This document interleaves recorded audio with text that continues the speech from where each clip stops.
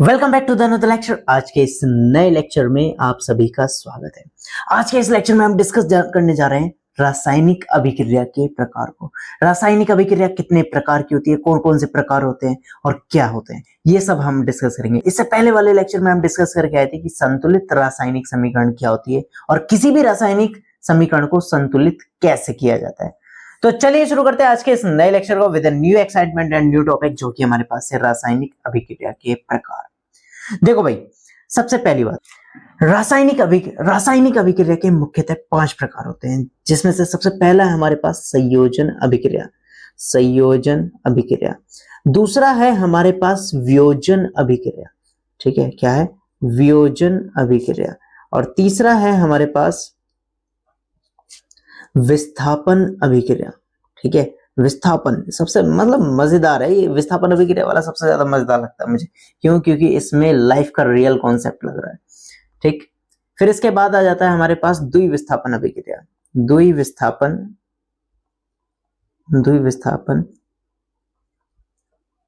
अभिक्रिया।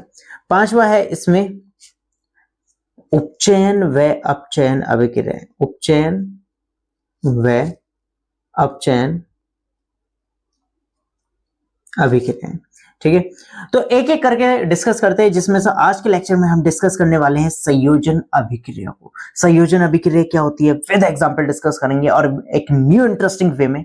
तो चलिए शुरू करते हैं आज के इस नए लेक्चर को।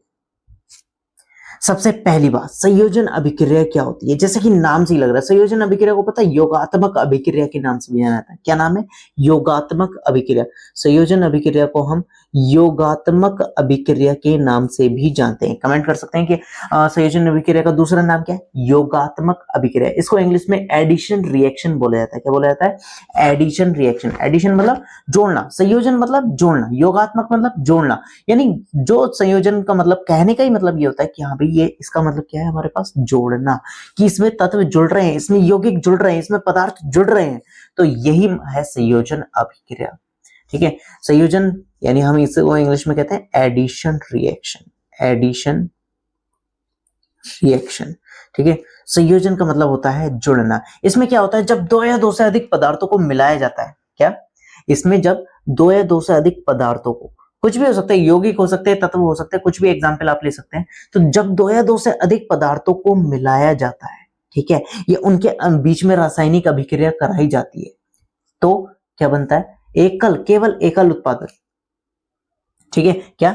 जब दो या दो से अधिक पदार्थों को मिलाया जाए और केवल एक ही पदार्थ बने, एक ही उत्पाद बने। ठीक है, उत्पाद कहते हैं जो रासायनिक अभिक्रिया के फलस्वरूप प्राप्त होता है। क्या? उत्पाद किसे कहते हैं? जो रासायनिक अभिक्रिया के फलस्वरूप बनता है। जैसे कि इसमें कैल्शियम हाइड्रोक्साइड है, ठीक है, COH का होल ट्वाइस। तो ये क्या है? उत्पाद है, ये रासायनिक अभिक्रिया के फलस्वरूप प्राप्त हो रहा है। तो ऐसी रासायनिक अभिक्रिया जिसमें दो चीजें मिलाई जाए, दो या दो से अधिक चीजें मिलाई जाए, लेकिन केवल एक ही चीज बने। ठीक है, जो रासायनिक अभिक्रिया के बाद है वो केवल एक ही चीज बने, तो वो क्या कहलाती है? संयोजन अभिक्रिया कहलाती है, या योगात्मक अभिक्रिया कहलाती है, या फिर हम कह सकते हैं इन इंग्लिश कि एडिशन रिएक्शन कहलाती है। You got this point? यहां भी संयोजन अभिक्रिया है जब दो या दो से अधिक पदार्थों को मिलाया जाए।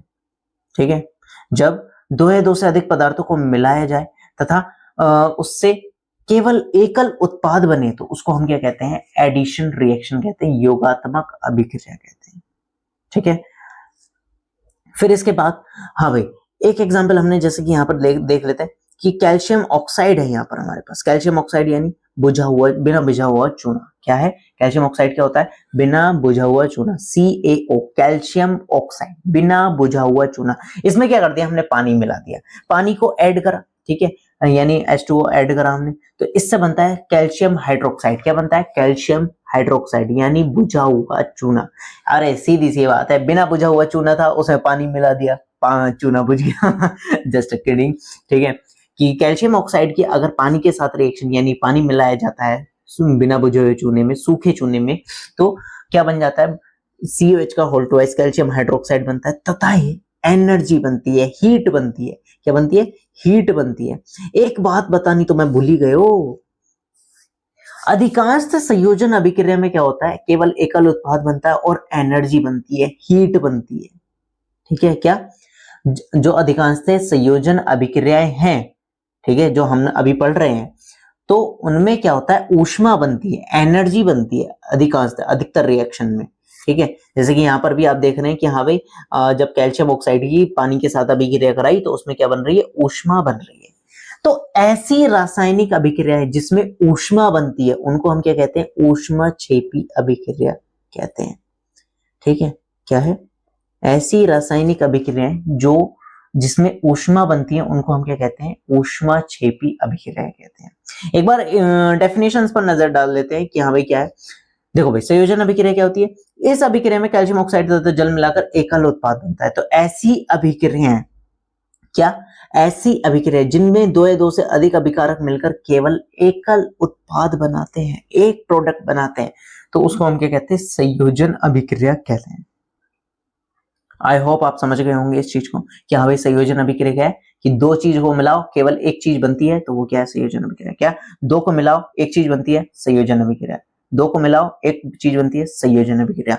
ठीक, जैसे कि स्ट्रक्चर अगर मैं बताना चाहूं तो जैसे मैंने ए और बी मिलाया और बन गया ए बी, तो हम इसको क्या बोलेंगे, एडिशन रिएक्शन। दूसरी भाषा में बोले तो योगात्मक अभिक्रिया, और तीसरी भाषा में बोले तो संयोजन अभिक्रिया। Okay, I hope you got this point. और दूसरी बात, मैंने एक बात और डिस्कस करी कि हाँ भाई इसमें क्या होता है, जो अधिकांश से संयोजन अभिक्रिया है, ठीक है, योगात्मक अभिक्रिया है, उसमें ऊष्मा बनती है। क्या, उसके अंदर ऊष्मा बनती है। तो जिसके अंदर भी ऐसी रासायनिक अभिक्रिया है जिसके अंदर ऊष्मा बनती है, ऊष्माक्षेपी अभिक्रिया कहलाती है। ध्यान से सुनेंगे, ऐसी रासायनिक अभिक्रिया जिनके अंदर ऊष्मा बनती है, ऊष्माक्षेपी अभिक्रिया कहलाती है। Okay, you got this point? Okay, of course you got this point. अब जैसे कि हमारे पास यहाँ पर कोयले का दहन है, ठीक है, कोयले के दहन में हमने क्या है, कोयला मतलब आपको पता ही है कोयला क्या होता है, ठीक है, काले कलर का होता है, अब देख सकते हैं कार्बन का अपर रूप है। तो कार्बन जब कोयले को जलाया जाता है, जलाने के लिए कौन सी गैस चाहिए होती है, जलाने के लिए हमें ऑक्सीजन चाहिए। क्या चाहिए, ऑक्सीजन। ठीक है, तो ऑक्सीजन के साथ रिएक्शन होती है, सीधी बात आप याद रखेंगे, कार्बन के किसी भी अपर रूप के साथ अगर उसको जलाया जाता है, कार्बन के अपर रूप को जलाया जाता है, तो कार्बन डाइऑक्साइड बनना तय है। ठीक है, तो जब भी कोयले को जलाया जाता है ऑक्सीजन के साथ, यानी जलाने का मतलब है ऑक्सीजन की जरूरत है, ऑक्सीजन मिलाई जाती है, तो क्या बन रहा है, कार्बन डाइऑक्साइड बन रहा है। क्या बन रहा है, कार्बन डाइऑक्साइड बनती है। You got this point? Yes, of course you got this point. ठीक, जस्ट एक और एग्जांपल हमारे पास दे रखा है कि हाँ भाई एक हाइड्रोजन है और ऑक्सीजन है, जब हाइड्रोजन और ऑक्सीजन को मिलाया जाता है तो क्या बनता है, पानी बनता है। क्या बनता है, पानी बनता है। तो ये भी क्या है, एक संयोजन अभिक्रिया। क्या है ये, एक संयोजन अभिक्रिया। क्यों, क्योंकि दो चीज मिला रहे हैं एक चीज बन रही है, दो चीज मिला रहे हैं एक चीज बन रही है। दो मिलाओ, तीन मिलाओ, चार मिलाओ, पांच मिलाओ, छह मिलाओ, कितनी भी मिला लो, ठीक है, दो चार पांच छह जितनी भी मिलाओ, बननी एक चीज चाहिए। ठीक है, जो बनेगा वो एक होगा, तो वो क्या होगी, संयोजन अभिक्रिया। कि सब कुछ मिलके केवल एक बने तो वो क्या कहलाता है, संयोजन अभिक्रिया कहलाता है। और मैंने इसमें बताया भी आपको कि हाँ भाई अगर जितनी मतलब अधिकतर जितनी भी संयोजन अभिक्रिया है उसमें ऊष्मा बनती है, तो जिन अभिक्रियाओं में उत्पाद के निर्माण के साथ साथ ऊष्मा भी बनती है, एनर्जी भी बनती है, ठीक है, ऊष्मा उत्पन्न होती है, हीट बनती है, तो उसको हम क्या कहते हैं, ऊष्माक्षेपी रासायनिक अभिक्रिया कहते हैं।